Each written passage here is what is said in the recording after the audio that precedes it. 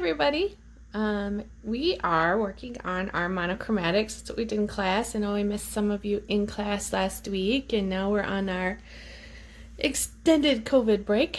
So let's stay healthy and keep up. But I'm going to back up just a little bit to show you the beginning stages of your monochromatic piece and the steps you should take. You guys remember what monochromatic means, right? One color. Good job. So we want to do one color. You guys get to pick the color. The only parameters I give you is I'm going to request that you don't do something like yellows right here. Let's not go for our yellows. Stay away from those lighter colors. So you guys can do black and white. So you've got gray tones as you thin out your paint. You could do blues. I put out a couple examples. This is a leaf that at least one of you is going to attempt, where you're looking up at the trees as they get thinner and they go up, and this was done in green. I have this really ultra simple blue that we did with our phthalo-cyan, and then we have this one I did with my own paints with some indigo. This is another color that you guys can think about, but there's if you want to do something with your red or a quinacridone magenta, or for us it's just magenta. And so these are color options for you. You can pick one. We have two different blues. You know, here's one that I started in class.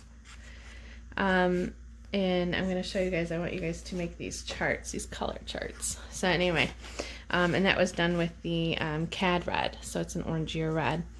So it's up to you guys what color you pick. You just want to stay away from the yellows or the really pale colors. All right, I'm going to get these out of the way for the moment. And I'm going to talk to you about the very first thing you're going to want to do is use a small strip of paper. And some of you that were here already did this, but you take this small strip of paper here and you're going to start with your darkest color. So that's like your most pigmented paint. It's not straight paint, so I don't want to see any bumps.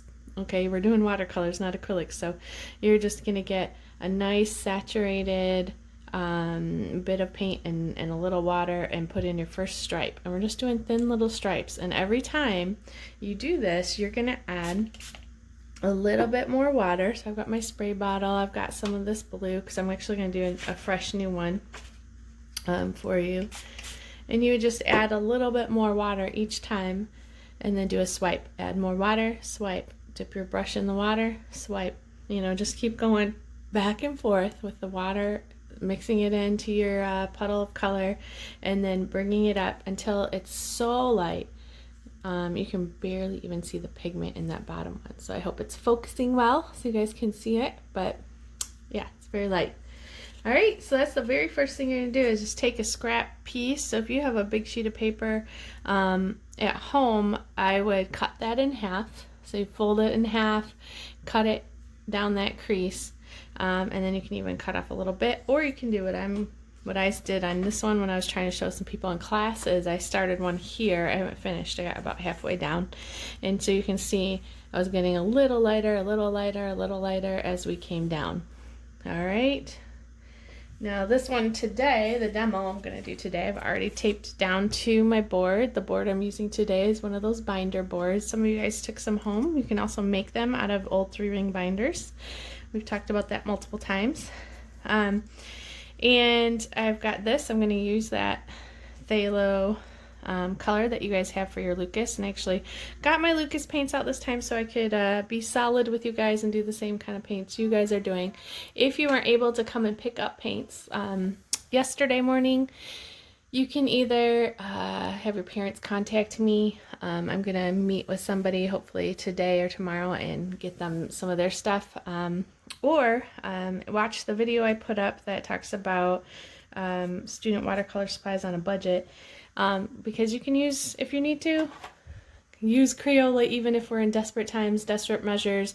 I talked about a few other really easy to find brands that you can find, and you know, the big deal right now is that we just want to keep painting. It's good for us, it's good for you guys to keep up on your art skills. Let's not lose all that awesome progress. I've had a lot of good responses from some of your parents saying that they were really impressed with the artwork you guys are doing. I am too, so good job you guys, keep up the good work. So anyway, I've got my chart. I'm gonna put it here on so I can see it. And I've got this. Now this looks different than the other day, right? And that is because I know I have a few people that absolutely love birch trees.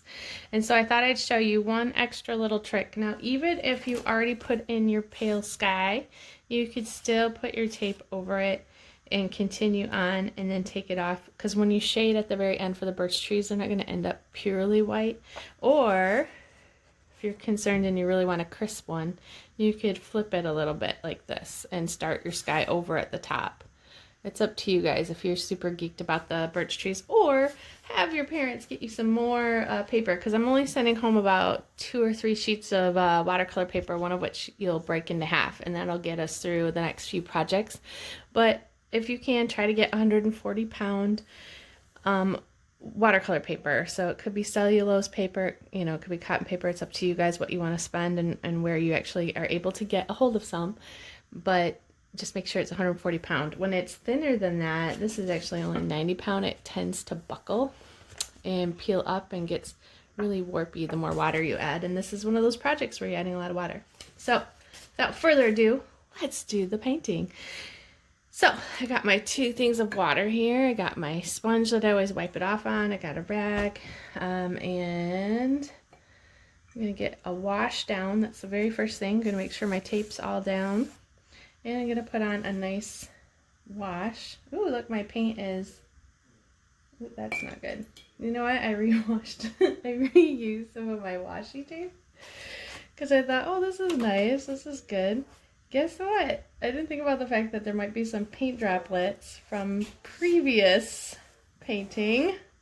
So, that's okay. I'm not going to freak out.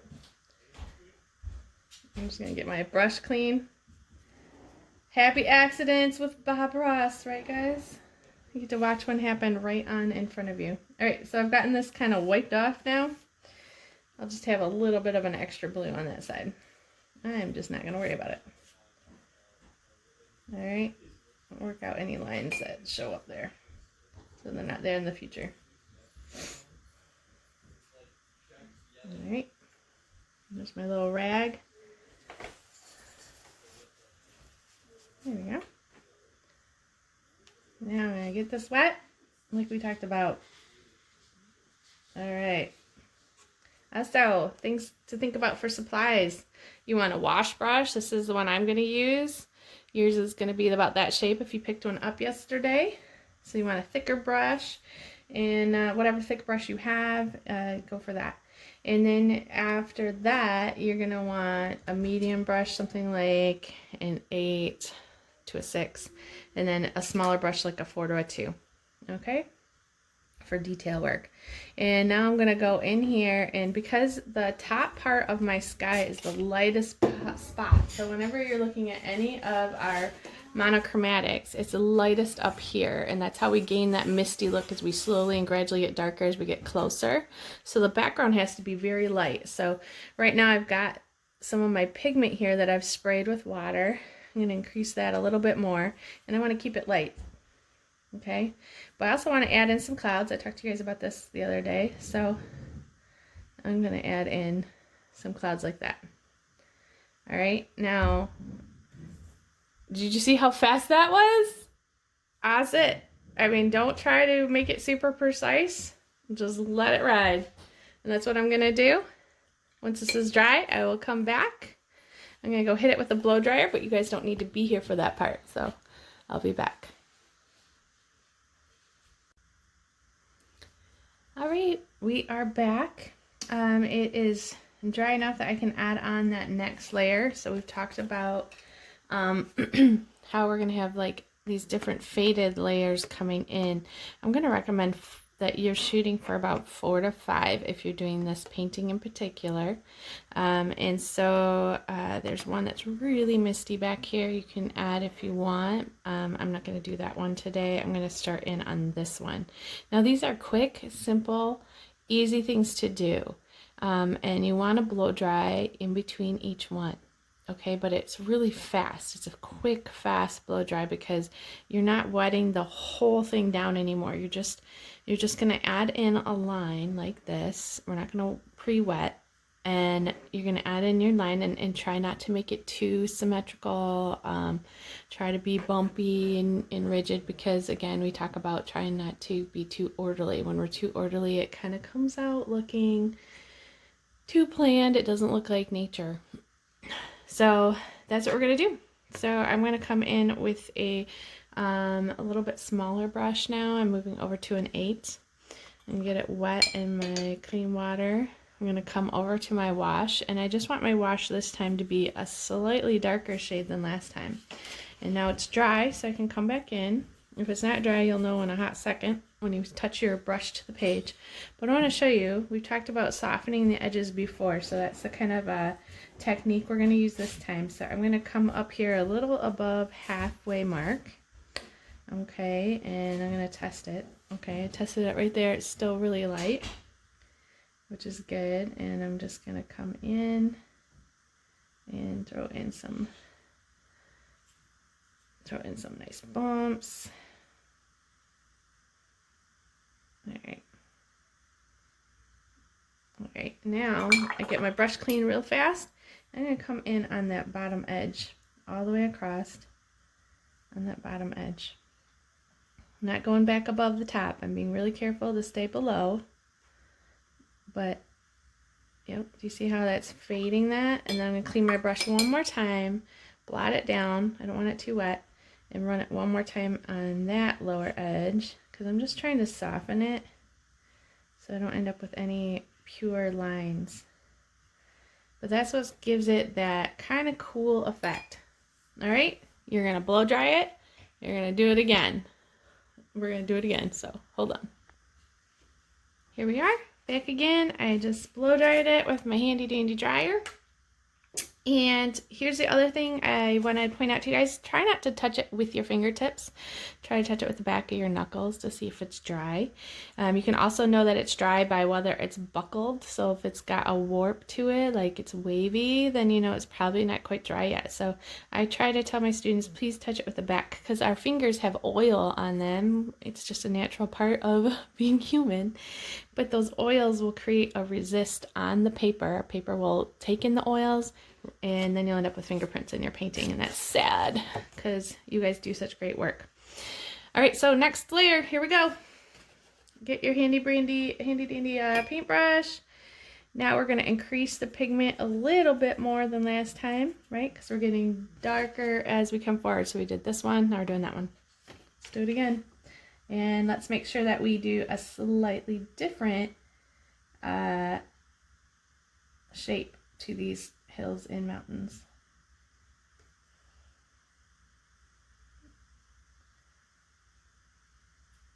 All right. Now I clean off my brush really good, and I come in across this bottom here to soften up that edge, and then I will be blow drying it once again. Now this one dried fast, probably because my paper was warm from my blow dryer.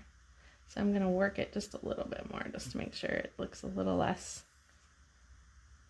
There we go. Blow dry.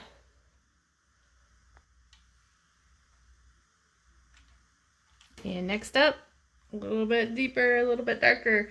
Now, as we're getting closer, you can decide if your hills are going to round out more, or are they going to stay jagged, like more mountainous. So it just depends on where your vantage point is. Are you coming down into a valley, or are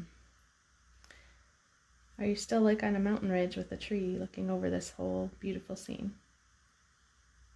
So I'm going to round out just a little bit, just to show you what it looks like when you round it out. Wash that brush, same thing we've been doing. Capture that edge. You guys get the drill, we're almost there.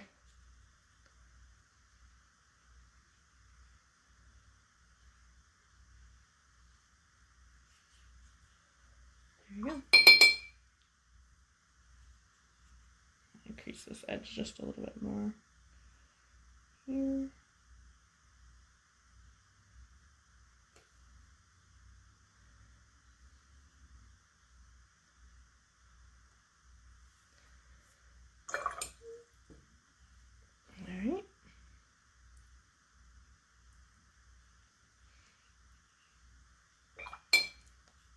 Now because these are coming forward, I'm gonna just drop in a little bit more color lower. I don't need it quite as misty as it was in the background. So I'm just dropping in a little color. There we go. So I'm increasing that space. There we go. It's a much better fade. All right.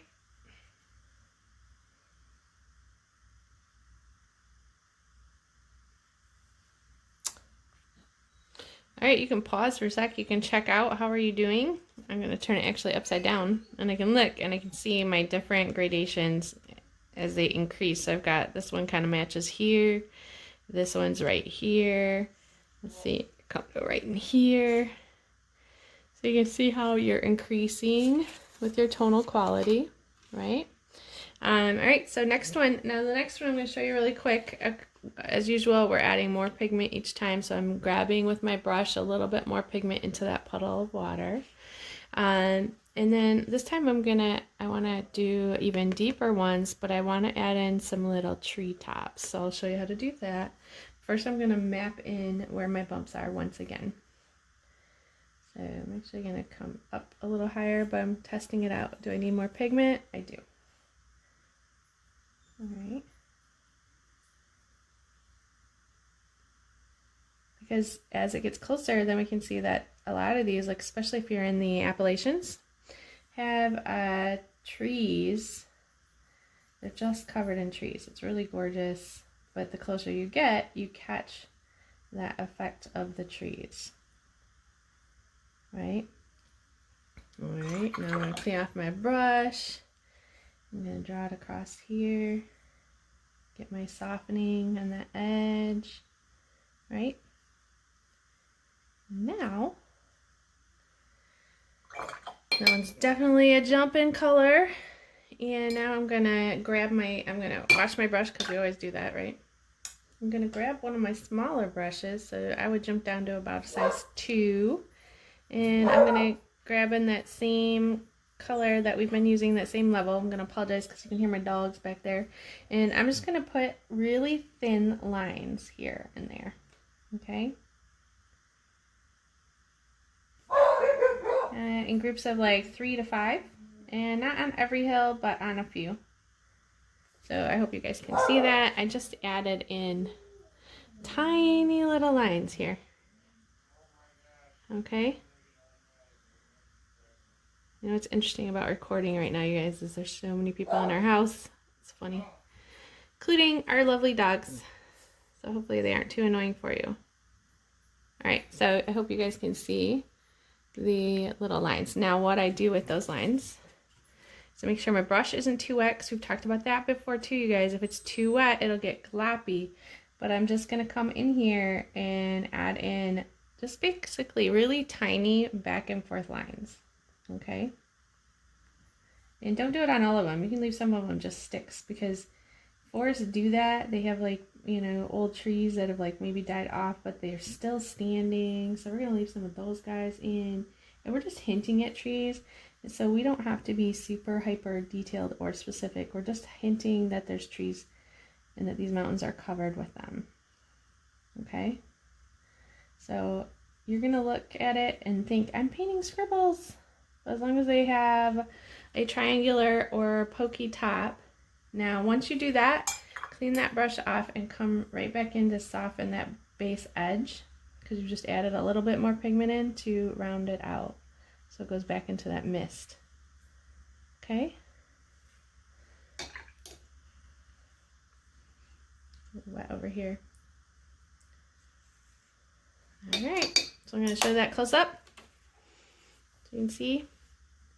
Hopefully it'll focus. Alright, just little squiggles, guys. Little squiggles. Don't stress. Doesn't have to be on all of the sections. Can be on a lower section. It's up to you. Alright, that has been blow dried.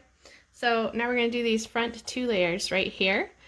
So what you're going to see me do is paint in this last layer and then blow dry it, and then we will start on these details up front with the trees. And in one of the videos where we were working on the overworked background, we talked about trees. So we'll talk a little bit more about that and how to do different trees. We're going to stay in the realm of pine trees this time. Yeah, I'd like it if you stayed in pine trees today. We'll just keep it simple. All right, so let's go. This is what you're going to see me do. So I'm grabbing this brush and I'm adding more pigment, right? And I'm going to add in this and keep it all fairly dark. All right, I'm using it back up to my size 8 or a 10 brush, and come in here. Really want it to be darker.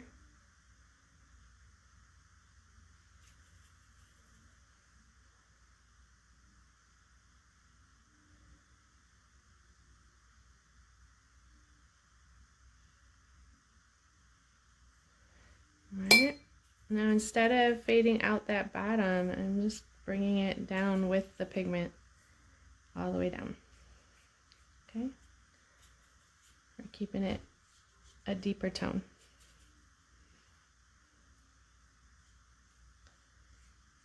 Alright, and I still want that top edge to be the darkest, so I'm going to go with more pigment right in here. Alright, rinse that off. Only blot it, and if you want, you can add in some more treetops if you want to. So you make those little lines that we talked about.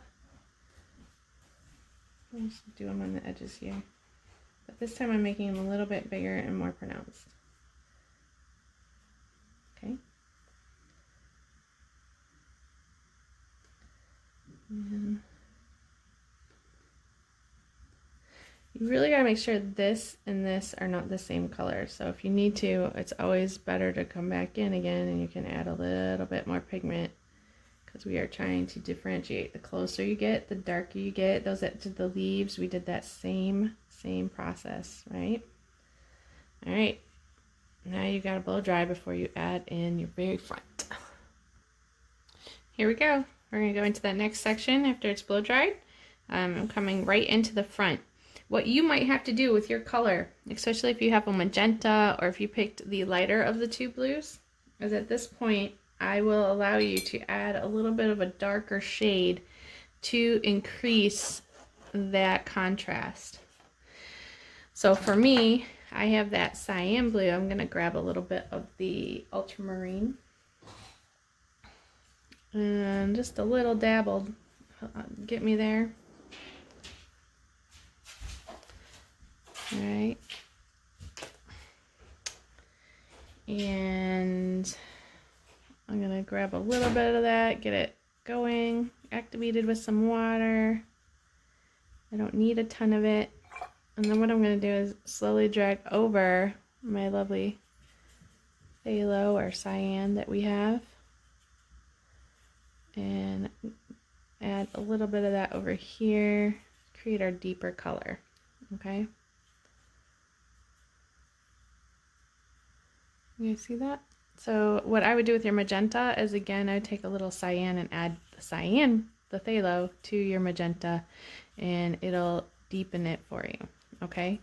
So that front area ends up a deeper color. I'm still not to my deepest, darkest, but this is where you want to head. All right, so I want to get these pine trees that are really close. So what I'm going to do is make sure my brush is not too wet. That's also a good thing, you guys. So if your brush is too wet, remember how we rub it on the side, kind of twist it, it'll keep your point. And then I'm going to add in these shapes. Now if you have a round brush, they kind of come to a point. Okay. And I'm using that point, I'm using that shape. Just a little bit of pressure and I get a nice shape out of it. Now some of these are so light still, so I have to go back in and increase my paint color. But they're creating my pine tree shapes without me having to do a whole lot of extra work, right?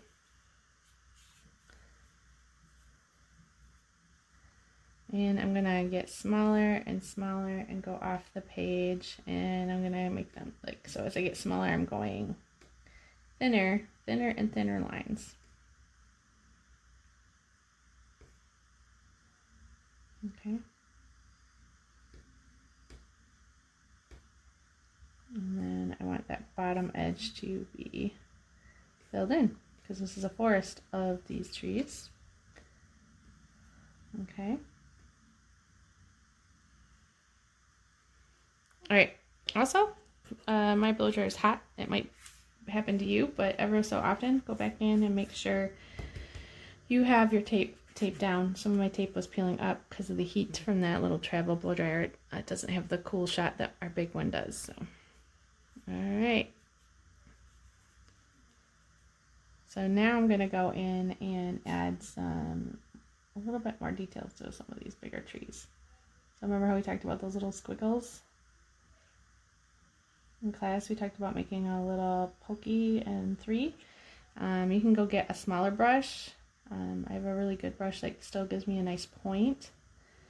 So I'm not going to stress too much about getting a smaller brush. But for you guys, I do suggest you swap over to at least a size 4, but probably a size 2 for doing these little details on your pine trees. These are in the background. You are going to cover, like these ones expressly right here, probably might get covered, so don't get too caught up in them. You can use them as practice. And if they don't go well, just say, well, I'm covering over them with a big, ginormous pine tree, so I'm not going to stress out. Okay? All right. So I'm going to pause the video, and I will finish up doing my little squigglies of pine trees. All right, once you get those trees in, we are going to do our very front trees. I have one that I have going off the page, and I have these 2 over here. If you decided to do the birch trees like on this one, then I don't need to worry about these 2, okay? But I'm going to demo this tree, and I'm going to put them on a little bit stronger, so then you guys can see how to do the rest of your trees if you're not doing birch trees. All right, here we go. So once again, I'm getting that really hyper deep pigmented color, and I've added that ultramarine into the cyan. I'm using my smaller brush now because I really want to get a nice detail to it, and I'm not having it super watery, okay? So if you can see, this is the watery, this is the not as watery. It's a lot deeper in color. First thing for your pine tree is I'm going to decide what size pine tree. Since these guys are so up close right here, I'm actually going to do this pine tree maybe a little bit smaller, and I'm not doing the bottom of the pine tree because I'm going to say like maybe he's slightly lower peeking up. So I'm going to just come in here, and again, remember, we're not trying to go for ultra straight. It's a pine tree. If you do it ultra straight, it won't actually be accurate. All right, so put a little wiggle in there. All right, and then you can gauge, is this darker than this? Right? It's really close actually between these 2. So I'm going to have to deepen it even more because I want it to be even more in the forefront, and that's what helps it look. It helps your eyes identify that it's the closest object. All right, so making sure that I don't have too much water on my brush. I'm going to start in, and so we start in with that like little tiny tall point. We'll do 2 little spindles here and start making up words, and then I'm going to start that scumble. We did this in another video, and you can scumble in your tree, and we do it in these slightly downward kind of pokey branches. Now we don't want to get too big too fast. We're going to keep this tree, we don't want it to get wider than this at the bottom, you guys. And this is about 1.5 inches to 2 inches. So if you need to, get a ruler out. It's just to help yourselves remember that you don't want to get too big. We don't want your tree to be this wide at the bottom, and then suddenly you're upset with yourself because you're like, that doesn't even look real. They don't quite get that big and wide at the bottom that fast. Making sure I'm keeping up on a deep dark pigmented paint and keep coming in. This one I'm not going to space out. The last tree we did in the demo about the overworked background, I separated it out. I forget what kind of pine tree that is. Somebody can let me know if they want to. But I'm just going to keep this guy full and continuous. Some slight gaps in here.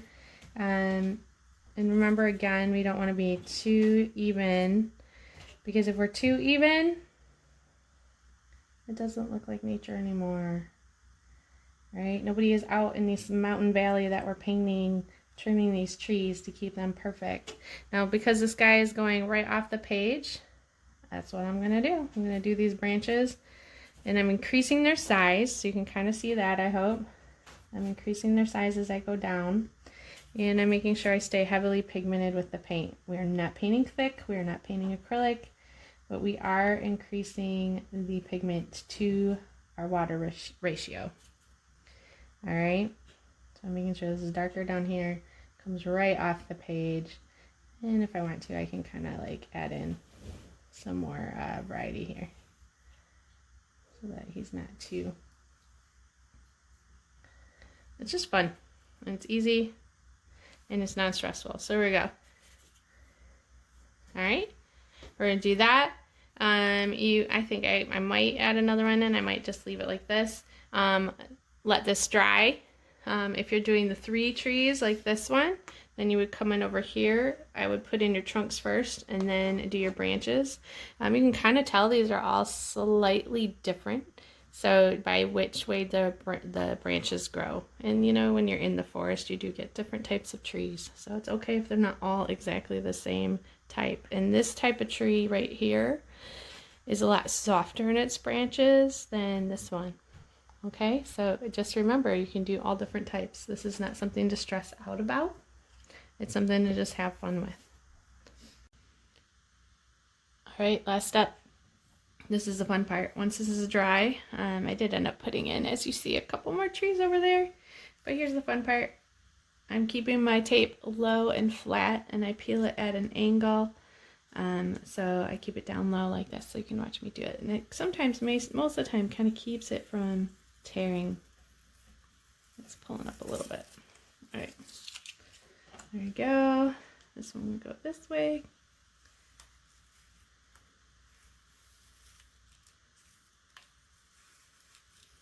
Oh, that is interesting. I'm not sure why that did that. Again, if you notice, I'm trying to avoid touching my fingers to the paper. All right, so this is gonna be my birch trees. So that's the last and final thing you guys need to do. And it's kind of fun. I'm gonna go grab my, you can grab a size 8 in that 8 to 4 range. And I'm, once again, now we're going back to those lighter colors. So we've got our deepest, darkest tones here, but this is a birch tree. And birch trees are lovely and they're pretty, and so I need to just add in some shadowing. I'm going to decide that my light's coming from back over here somewhere. So this is my light source. We always want to know our light source is in our painting, so think about that a little bit ahead of time. And I'm going to go up here and grab some of my cyan. Make sure it's nice and watered down with some clean water, because I just want to add in some back shadows on my tree here. And if it's too dark, that's pretty dark actually, so I'm just going to lighten it up just a little bit. And this is going on dry, and I'm being very careful. I don't want to go over that edge. Okay, trying to keep my edge there. Go right off the paper. Again, I'm keeping it nice and light. I'm going to do it on the other one. A lot of times birch trees grow up in 3s, and I'm not going to go all the way down on this one. I'm just going to come in like they're like, I don't know if you've noticed, a lot of birch trees kind of grow up like this. Sometimes they're in 3s or 2s groupings. So this one's just going to be one that's kind of growing up and out from the same trunk. And now I'm going to go clean this brush off. And the same thing we've been doing with these, I'm going to soften, not too much water though, so blot it off. I'm going to soften that edge. Really make sure your brush is clean. I don't know if you saw what just happened there, but I'm gonna lift. Make sure I don't have any blue. I had some residual of my dark blue on there. Don't worry about it if that happens to you, and here's why. Because once we dry this, we're actually going to add in some blotchy areas anyway, because it's a birch tree. Okay, so no stress. All right, now I'm going to deepen that side tone shadow a little bit more with my tinier brush. All right, I didn't even have to dry it yet, because the nice thing is because it's already wet, it's just going to fade for me into the rest. And we do not want it to be perfectly straight, so this is where you can get your edge, and you can get a little more wild with your edge there. Okay.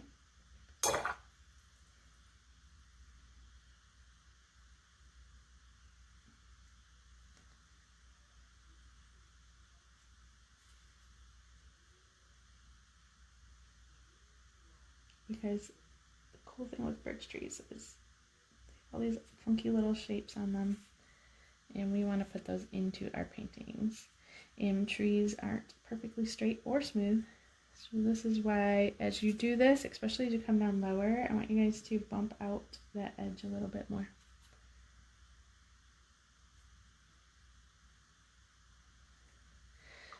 Now there's going to be a little bit, if the light's coming from over here, there's going to be some shadow on this particular branch. So I can come in here. Lighten that up. Because that tree trunk right here is going to shadow this one right here. So I'm adding in that shadow.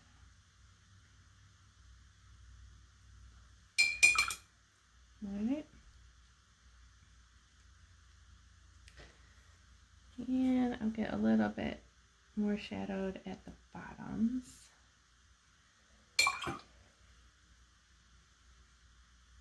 Again, we soften it with a little bit more water. We're going slow with the water, you guys.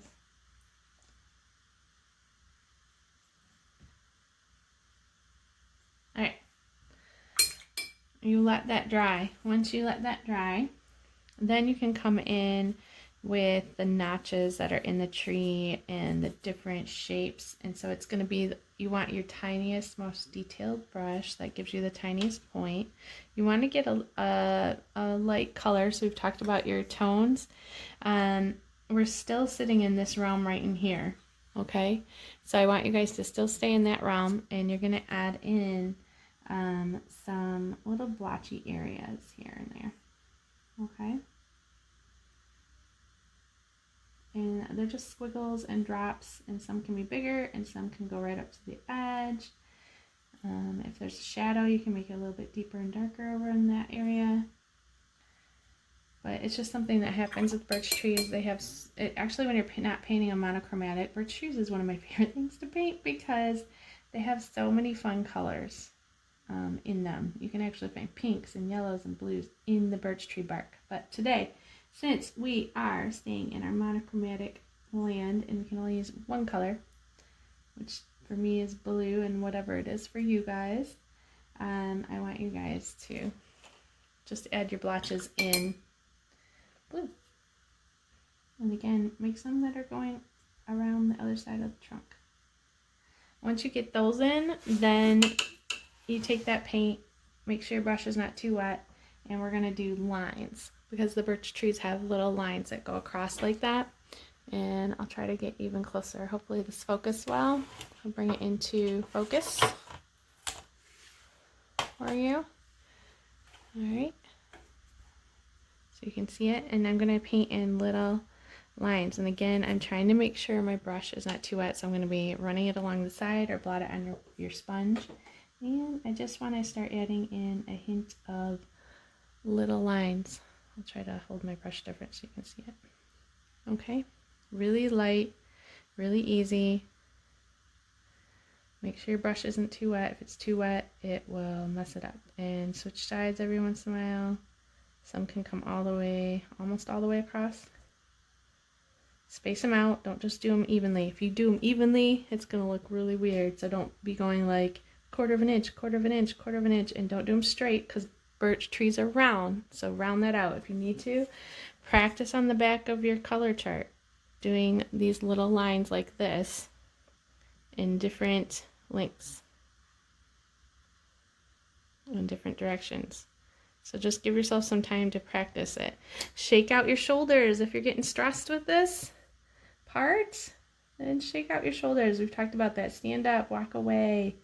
Don't sit and get stressed and then not be able to paint it right if our shoulders are too tense, and it affects how we paint things.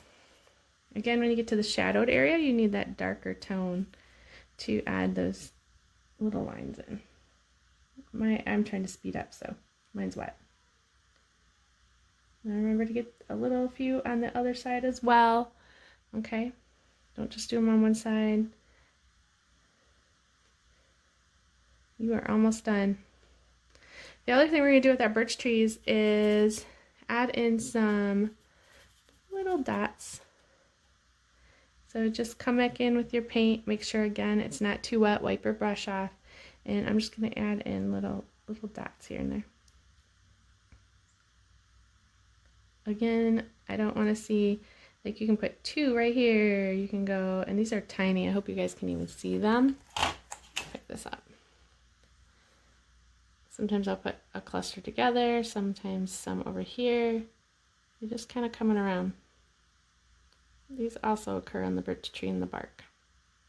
There's all those irregularities. There's parts where the bark comes off the tree even. We're not going to do that today. We're keeping this a little bit more simple, but you guys get the idea. We're just helping to create the bark, okay? So you guys can see the little dots, and you're trying to not do them all in the same area, and different shapes, clusters. All right, there you go. Last, you guys are almost done.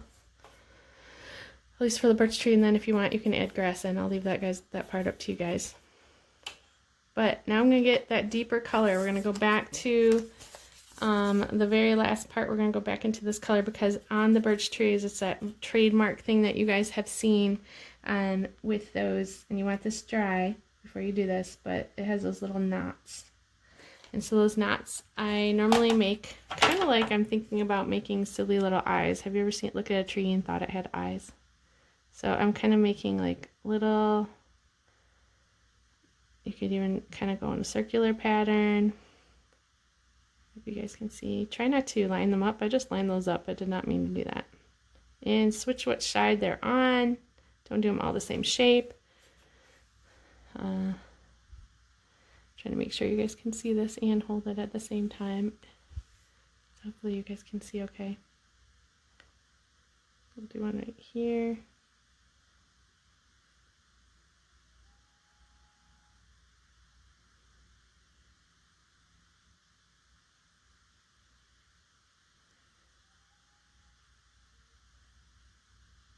If they are too symmetrical, they probably won't look right. So, and I'm going to use some of this darker color, create some grass down here. So since I already got that dark color mixed up,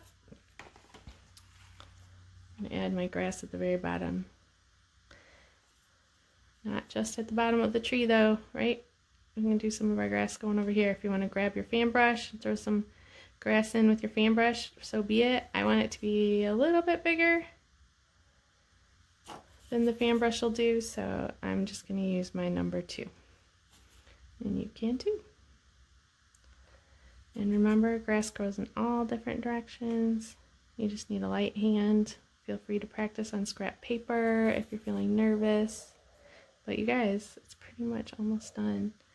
You're at the part where you can decide, do you want to deepen up your shadows on your birch trees? It's all those types of things that you get to decide now. We've talked about adding in little wheat heads to our grass, little wildflowers, little shapes. So I'm just going to do that real quick.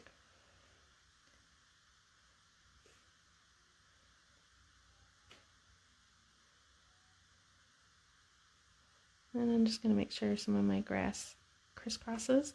And the very last thing, we talked about this with the sunset, but it's got to be deepest at the bottom edge there. So if I need to, I'll re-deepen that.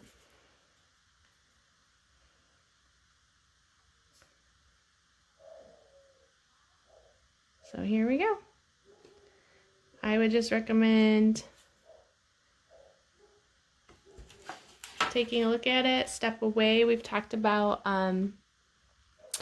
before we've talked about putting your picture on the ground, standing on a chair, stuff like that. For me, and this one, I don't feel like it's quite done. I feel like I want to deepen up the shadow. It blends too well with the background. So I am definitely going to come back in on this edge very, very carefully. And again, I'm going to bumpy out the edge so it's more like a real tree. Now that looks pretty crappy, honestly. But what do I know to do? What do you guys know to do? Get your brush clean, blot it a little, and draw that edge back out.